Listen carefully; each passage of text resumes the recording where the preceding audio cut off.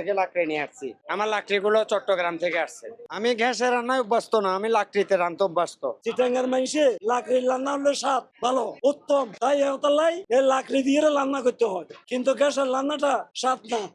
Thank you uncle. এই যে উপরে লাল লাল এটা কি নেওয়া হয়েছে? কাশ্মীরি মরিচ। কাশ্মীরি মরিচ। হ্যাঁ, কাশ্মীরি মরিচ। এটা দিলে কি হয়? লাল হয়, লাল হয় স্বাদ হয়। আর স্বাদও হয় না? জি। এটা কি অরিজিনাল কাশ্মীরি মরিচ? অরিজিনাল। অরিজিনাল না? অরিজিনাল। কোত্থেকে আনা?